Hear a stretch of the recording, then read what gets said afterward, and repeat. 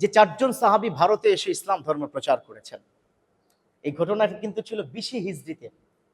ওসমান রাদিয়াল্লাহু তাআলা আনহু, হ্যাঁ, 20 হিজরির পরে গিয়ে ওসমান রাদিয়াল্লাহু তাআলা আনহু তিনি যখন এই শাসন ভার গ্রহণ করলেন, তখনই 4 জন সাহাবী ভারতে এসেছেন এবং এই 4 জন সাহাবী বিভিন্ন অঞ্চল ভিত্তিক ইসলামের দাওয়াত দিয়েছে। এই যে 4 জন সাহাবী ভারতে যে এসেছেন, ইসলামের যে দাওয়াত 4 জন সাহাবী দিয়েছেন, যার কারণে এই ভারতীয় উপমহাদেশে বা এই যে দক্ষিণ এশিয়া এই অঞ্চলগুলোতে ইসলাম এত অসাধারণভাবে, আমাদের এই দক্ষিণ এশিয়াতেই তো মুসলমান আপনার কি রয়েছে প্রায় 100 কোটির উপরে।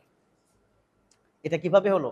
4 জন সাহাবা তারা কিন্তু সুন্দর করে ইসলামের অমীয় বাণী ভারতে পৌঁছে দিয়েছিলেন। আমি 4 জন সাহাবার নাম আপনাদেরকে জানাতে চাই, এটা আপনারা একটু মনে রাখবেন। কারণ এই সাহাবারা যাদের সম্পর্কে আল্লাহ পাক নিজে বলেছেন রাদিয়াল্লাহু আনহু ওয়া রাদু আনহু, তারা আমার প্রতি সন্তুষ্ট এবং আমিও তাদের প্রতি সন্তুষ্ট।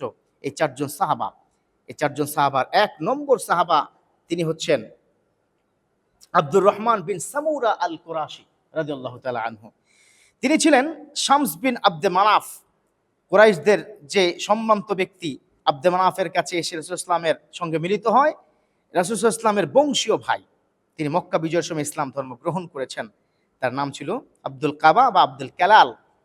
তিনি কিন্তু 23 হিজরিতে এই সাজিস্তানের গভর্নর হিসাবে নিযুক্ত হয়। ওসমান রাদিয়াল্লাহু তাআলা আনহু শাহাদাতের সময় তিনি এই পদে নিযুক্ত হয়েছেন এবং তিনি এসেছিলেন। 2 নম্বর হচ্ছে মুজাশি বিন মাসউদ আস-সুলামি রাদিয়াল্লাহু তাআলা আনহু। তিনিও এই ভারতবর্ষে এসেছেন এবং ইসলাম ধর্ম প্রচার করেছেন এবং তিনি বিখ্যাত একজন সাহাবী ছিলেন। বুখারী ও মুসলিম, মুসনাদে আহমদ অন্য হাদিসের গ্রন্থে তার বিভিন্ন হাদিসের রিওয়ায়াত পাওয়া যায়। এই যে বুখারী মুসলিম আছে না, তিনি বিখ্যাত কিন্তু হাদিসের তিনি রাভি ছিলেন। মক্কা বিজয়ের সময় তিনি তার ভাই মুজালিদ ইসলাম ধর্ম গ্রহণ করেছেন এবং আমি আমার ভাই উমর ইসলামের খেদমতে হাজির হলাম, হে আল্লাহর রাসূল, আমাদের হিজরতের উপর বায়াত দিন। রাসূল ইসলাম বললেন, হিজরত তো হিজরতকারীদের জন্য অতীত হয়ে গেছে। আমি বললাম, তাহলে আপনি আমার কিসের উপর বায়াত দিবেন? এই যে দুই ভাইয়ের মধ্যে আল্লাহ রাসূলের সাথে একটা চমৎকার সম্পর্ক তৈরি হয়েছে। 3 নম্বর যিনি সাহাবী ভারতবর্ষে এসেছেন তিনি হচ্ছেন উমাইর বিন উসমান বিন সাদ রাদিয়াল্লাহু তাআলা আনহু। এর ইতিহাস আল্লামা তাবারি, তারিখ তাবারির মধ্যে আল্লামা আলী কাসির তিনি 29 হিজরির ঘটনা হিসেবে উল্লেখ করেছেন। ওসমান রাদিয়াল্লাহু তাআলা আনহু তার খোরাসানের শাসক হিসেবে তাকে নিযুক্ত করেছেন। তারপরে তিনি অঞ্চল জয় করেছেন। ওসমান রাদিয়াল্লাহু তাআলা আনহু উবাইদুল্লাহ বিন মামার আত-তাইমি কে মাকরান থেকে পারস্য স্থানান্তরিত করেন এবং সেখান থেকে একটা সময় তিনি এসে ভারতে উপনীত হন, ইসলাম ধর্ম প্রচার করেছেন। সর্বশেষ 4র্থ যিনি সাহাবী ভারতবর্ষে এসেছেন তিনি হলেন উবাইদুল্লাহ বিন মামার আত-তাইমি রাদিয়াল্লাহু তাআলা আনহু। আবু মুয়াজ উমাইলা বিন মামার বিন উসমান বিন আমর বিন কাব বিন সাদ বিন তাইমি, মানে তার বংশের কথা বললাম আর কি, কার সন্তান।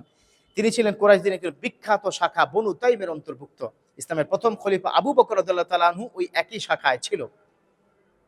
তিনিও কিন্তু এই ভারতবর্ষে এসে ইসলাম ধর্ম প্রচার করেছেন। এই যে ভারতবর্ষে ইসলাম এত অসাধারণভাবে এগিয়ে গেছে, এর জন্য 4 জন সাহাবীর অবদান অনস্বীকার্য।